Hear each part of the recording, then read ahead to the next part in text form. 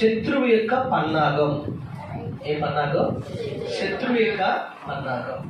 శత్రువు పన్నాగాన్ని మనం గమనించాలి. శత్రువు పన్నాగాన్ని మనం గమనించకపోయినట్లయితే ఆ శత్రువు మనం ఏం చేస్తాడు తెలుసండి? మనను నాశనం చేస్తాడు. కాబట్టి శత్రువు పన్నాగాన్ని మీరు గమనించాలి అని ఇక్కడ ఒక మాట చదివిస్తున్నాను. ఒకరోజు ఒక సర్పము ఒక చెట్టు కింద ఉంది.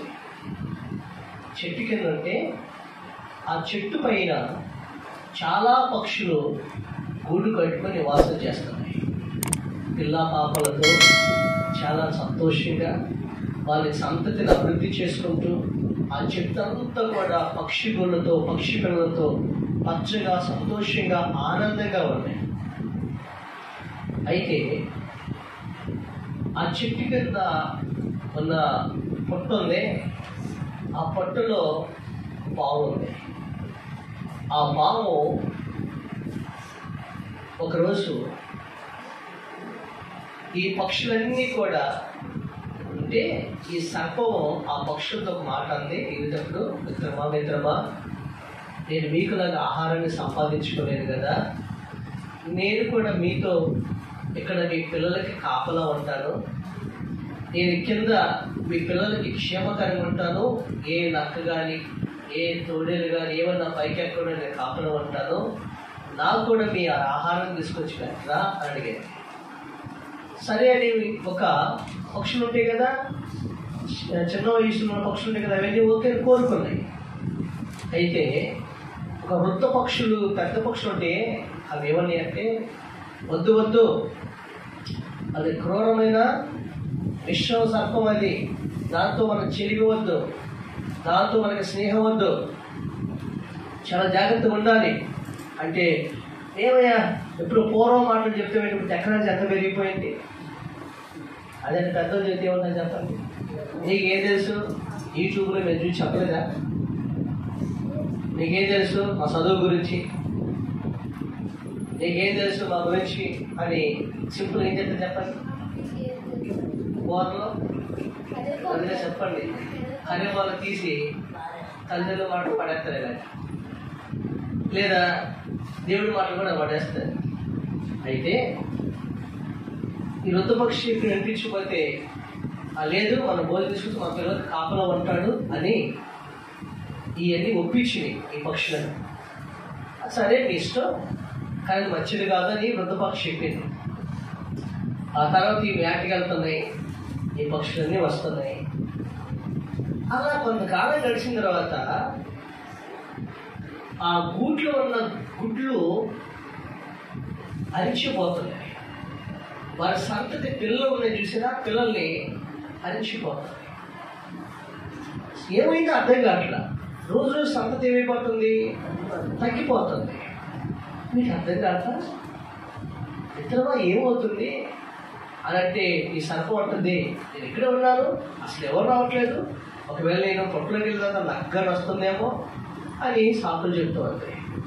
అప్పుడు వృద్ధ పక్షి కనుమరు వచ్చి, మిత్రులు నా మాట వినండి, మనం ఆహారానికి వెళ్ళినట్లుగా వెళ్ళి ఏం చేస్తుంది చెప్పండి, ఆహారానికి వెళ్ళినట్లుగా వెళ్ళి తిరిగి వద్దామని చెప్తుంది.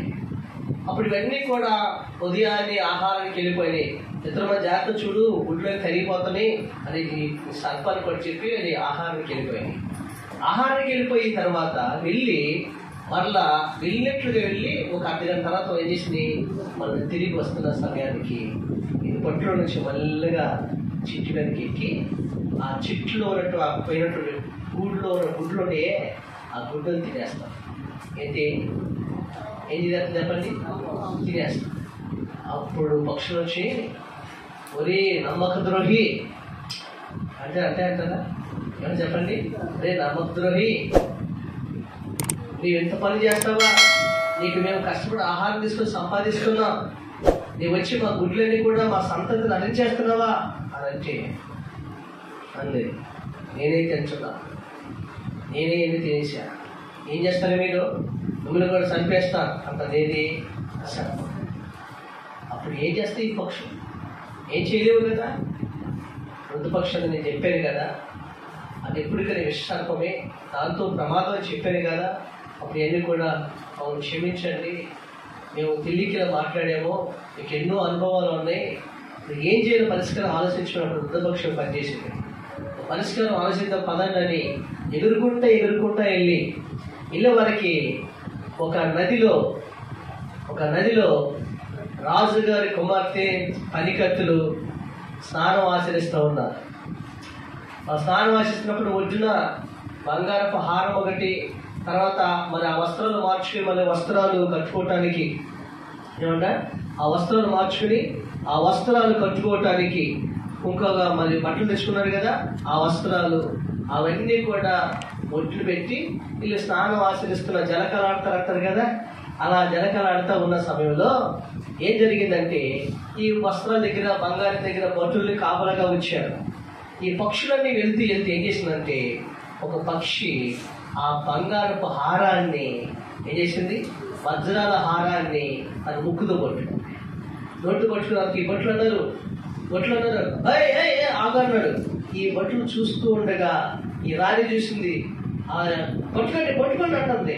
ఈ పక్షులు చూస్తుండగా పరిగెత్తున్నారు, కిందగా అది వెళ్తుంది అంతుంది, వీళ్ళు పరిగెత్తున్నారు, సైనికులు పరిగెత్తువరికి వీళ్ళు చూస్తుండగా ఆ బాము పట్టులో ఈ నక్లిస్ ఉంది. చూసారా, నక్లిస్ వదిలేదు. ఇప్పుడు అది ఎవరి నక్లిస్? అది రాణిగారి నక్లిస్. అది ఎలాగని తీయాలి. ఇప్పుడు ఏం చేస్తారు చెప్పండి. ఈ సైనికులందరూ కూడా ఆ పొట్టను తవ్వుతున్నారు. లోపల ఉంది కదా, పొట్టను తవ్వుతున్నప్పుడు అది బయటకు వచ్చింది. ఈ దగ్గర బల్లెం ఉంటుంది కదా, బల్లెంతో అది చేశారు, దాన్ని తలని చిత్తకు కొట్టి చంపేసి ఆ పొట్టులో ఉన్న డైమండ్ నెక్లెస్ని తీసుకుని రాజుగారికి ఇచ్చేసారు. చప్పలకు స్తోత్రం కలిగింది. అప్పుడు ఈ పక్షులన్నీ కూడా ఆ విశ్వసర్పమైన శత్రు వారి నుండి ఏమైంది, విముక్తి పొందినవి. అసలు నేను ఎందుకు ఈ మాట మీకు చెప్పానంటే, శత్రువు పన్నాగాన్ని ఈ పక్షులు ఏం చేసిందంటే గ్రహించలేకపోయింది. అలాగే మన శత్రువులు మన వెనకాల చేసే పన్నాగం మనకు తెలియదు, లేదా మనుషులు మనం చేసే పనులు మనకు తెలియదు. నీ ఉద్యోగంలో ఉన్న చోట, లేదా నువ్వు పని చేస్తున్న చోట, నీ ఇంట్లో ఉన్న చోట, నీ వెనక చేస్తున్న పన్నాగము నీకు తెలియదు. కానీ మనతోనే ఉంటారు కానీ మనకు తెలియదు. కానీ తెలుసుకున్నవాడు ఒకే ఒకడు. ఎవరు తెలుసండి? చెప్పండి. మనం ఆరాధిస్తున్న దేవుడికి అన్నీ తెలుసు. Praise the Lord. కాబట్టి నీవు ఆయన మీద ఆధారపడి నీ మీద ఆనుకుంటే నీ శత్రువులను సహా దేవుడు ఏం చేస్తాడు, నీకు విజయాన్ని దేవుడు ఏం చేస్తాడు, ఆయన దయచేస్తాడు. ఈ మాట చెప్పేది ఎందుకు చెప్పింది తెలుసా? యేసు ప్రభు జన్మించిన తర్వాత ఈ జ్ఞానులు ఏమన్నారంటే, మేము వెళ్ళి ఆయన కూడా పూజిస్తాం. ఎవరితో చెప్తున్నారు? ఎవరు చెప్తున్న మాట? హేరోదు రాజు ఇక ఏ జ్ఞానులతో చెప్తున్నాడు, మీరు వెళ్ళి ఆయన పూజించరండి, ఆయన ఎక్కడున్నాడో, స్థలం ఏంటో పూజించి మాకు చెప్పండి, మేము వచ్చి ఏం చేస్తాము, పూజిస్తాము అని హేరోదు రాజు అన్నాడు. ఇది నిజమైన మాటేనా? నిజం కాదు కదండి. ఇది కపటంతో చెప్పిన మాట. అసలు యొక్క స్వభావం ఏంటి, అసలు ఉద్దేశం ఏంటి? ఎప్పుడైతే వీళ్ళు చెప్తారో ఆ ప్రాంతానికి వెళ్ళి ఆ శిష్యుడు ఏం చేద్దామన్నాడు, సంపేద్దాం అని ఆలోచన. అప్పుడు జ్ఞానం వెళ్ళారు, ఆయన పూజించారు. ఈ పూజించే విషయం మీకు తర్వాత మీకు వస్తుంది. అంటే పుచ్చిన ఆయన ఎవరు? పూజారుడు దేవుడు. ఆ దేవుడు పుడితే కలవరపడ్డాడు.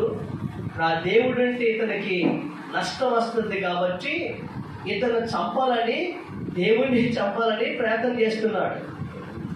జ్ఞాని వెళ్ళారు, పూజించారు, కానుకలు అర్పించారు. ఆఖరికి వస్తున్నప్పుడు తిరిగి మన రాజు దగ్గరికి వెళ్దామని వస్తున్నాను. మరి చెప్పమన్నారు కదా, మార్గం మధ్య ఎవరు వచ్చారు? దేవదూత వచ్చి, యేసేపు మీరు దాని చేత మీరు తిరిగి మరలా రాజు దగ్గరికి వెళ్ళకండి, కిందగా మీరు ఏం చేస్తారు, మీ రాజ్యానికి మీ దేశానికి మీరు వెళ్ళిపోండి. ఎందుకంటే ఆ రాజు రహస్యముగా వచ్చి ఈ శిష్యులను చంపాలని అతను క్రోధం కలిగి ఉన్నాడు అని ఎప్పుడైతే దేవుడి దూత చెప్పిందో వాళ్ళు ఏం చేసి తెలుసండి, జ్ఞానులు వెళ్ళారండి. దేవుడు బోధించిన వెంటనే వాళ్ళు దేవుడి మాటకు లోబడి వాళ్ళు తిరిగి వాళ్ళ దేశానికి వెళ్ళిపోయారు. స్తోత్రం. తిరిగి ఆ దేశానికి వెళ్ళిపోయారు. అక్కడ యేసేపుతో కూడా ప్రభు చెప్పాడు, యేసేపు మరియతో కూడా చెప్పాడు, మీరు కొంతకాలం ఐగుప్తు దేశానికి వెళ్ళిపోండి, ఇక్కడ ఏ రోజు చెప్పాలని ప్రయత్నం చేస్తాను. యేసేపు చెప్పాడు. అంటే మనం దేవుడి మీద ఆధారపడితే మన వెనకాల పనిచేస్తున్న ఏ శక్తులైనా, ఏ శత్రువులైనా, ఏ సమస్యలైనా, ఏ విషయాలు సరే మనకి తెలియకపోవచ్చు, కానీ మనం ఆరాధిస్తున్న దేవుడికి తెలుసు. వాటన్నిటిలో నుంచి దేవుడు మన ఎన్నితడైనా తప్పిస్తాడు. Praise lord. తప్పిస్తాడు, మనకి క్షేమాన్ని కలిగిస్తాడు, మళ్ళా దేవుడు ఆశీర్వదిస్తాడు. కాబట్టి ప్రార్థన ద్వారా, దేవుడి మీద ఆధారపడటం ద్వారా మనము ఆపదల్లో పడకుండా మనం తప్పించబడతాం. ఆపత్కాలు ఆదుకునే దేవుడు కాబట్టి ఆయన మీద ఆధారపడండి, ఆయన మొరపెట్టండి. దేవుడు ప్రతి సమస్యలో, ప్రతి శత్రువులు, ప్రతి పన్నాగా ఉంచి దేవుడు తప్పించుగాక. అందరూ ఇష్టపడతారు. Hallelujah. Praise the Lord Jesus. Praise the Lord Jesus.